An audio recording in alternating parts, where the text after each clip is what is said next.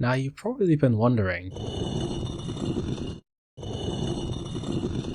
where has Oneil been all this time? I have no obligation to answer that question, but if you must know, I have been stuck in Folk Valley and I wasn't allowed to leave before I successfully landed a Jesus flip into a disco flip while singing the Hello Neighbor song by DA Games. However, that was all a dream. Folk Valley doesn't actually exist and can't hurt you. What I've actually been doing is becoming Mr. Worldwide, traveling to countries and cities all around the world, all for your pleasure. As a former representative of city theory, it's my job to do background checks on these places so that you may survive your trips. Now let's get into today's video and explore the innards of Valencia.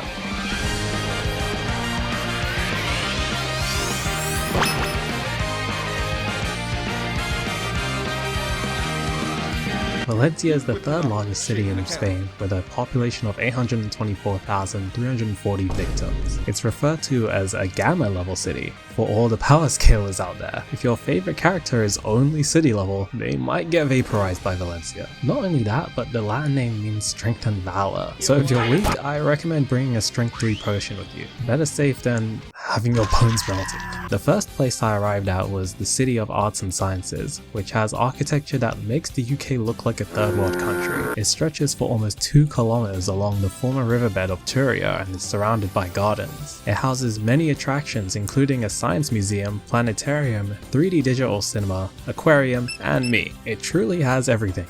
Just like the Everything app. For all the photogenics out there like myself, it has great spots for photos and selfies. Like this one I took next to the Valencia letters. And yes, I was standing right next to them. As I mentioned before, one of the attractions in this complex was the aquarium, also known as the Oceanographic Aquarium, which I like to call the Folk Aquarium. Or you could also call it the Creature Feature, with a greedy 27,000 living folks from 750 species. You could say this attraction is a walk in the park since it literally covers 110,000 square meters. They may not be getting paid, but at least they have a house. Something we can't afford anymore with the current housing market. These areas have a wide variety of environments, featuring the Arctic, Antarctic, Loot Lake, South American islands, wetlands and marshlands, moisty mire, the Mediterranean, tropical seas, and Atlantic Ocean. And to top it all off, they have one of the largest exhibits for the biggest sea creature larpers out there, dolphins. Tell me, would you trust a creature that scores a 1.3 on Omegle?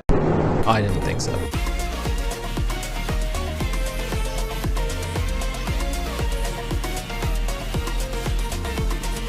After fleeing the complex, I found myself in the tranquil Turia garden. You may notice that it looks a bit different. Yeah, I may have done a little bit of gooning and switched the resource pack. I had a little bit of fun off camera and maybe caused a tiny drought. I blame that on them for not having secure water infrastructure. Can't blame me for being a bit silly. Anyways, back to the garden. It may look a little different in the boring real life texture pack, but I think this version has some charm to it. I mean, just look at how empty this pool is. Doesn't it just make you want to jump in head first and suffer from minus CTU? Okay, fine, let's switch back to the real life textures.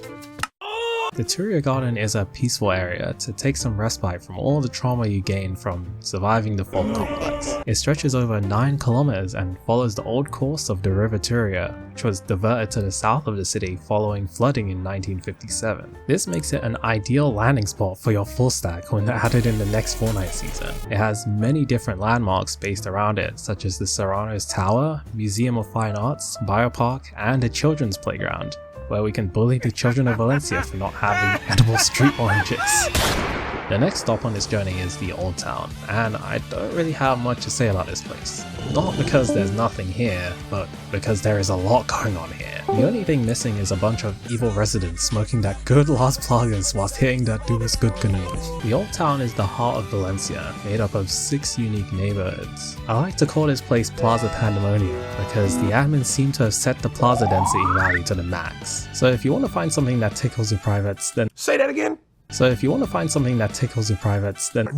that and say what you just said one more time. So if you want to find something that tickles your privates, then what the hell are y'all talking about? What the hell are y'all talking about? What the hell are y'all talking about? and see the links in the description. This town includes a host of bars, restaurants, shops, cafes, and a nightlife that which mirrors the atmosphere of the day. However, we have 3 more places to visit because I am gatekeeping the rest and my avatar is getting nervous looking at the video line. The next and final stops on this journey will be the Silk Exchange, the Cathedral, and Central Market.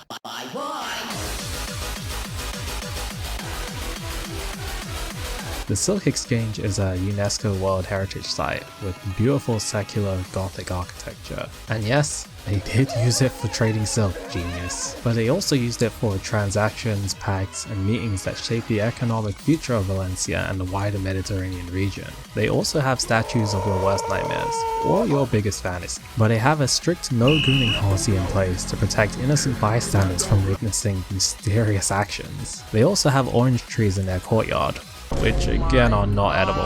I'm starting to wonder if these trees are just cosmetic. The next point of interest is the cathedral, but before that, let's all take a moment to pray and confess our sins to the Lord above.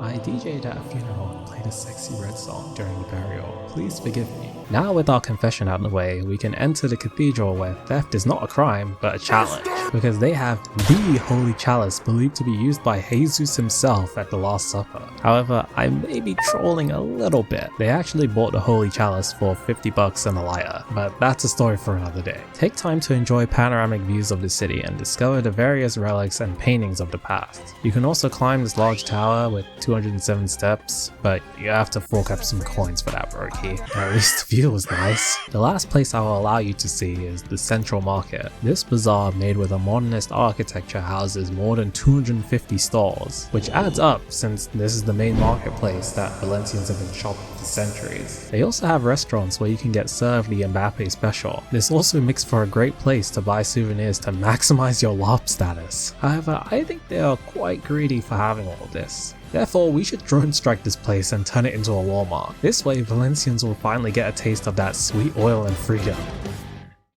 At the end of my journey, I took time to reflect on things. Why am I making these videos? Wouldn't it be better to do a normal presentation? Are the orange trees really cosmetic? Am I gay? Well, after losing my job at City Theory, I think I finally have the answer to satisfy all of these questions. I think I'm just a child LARPer.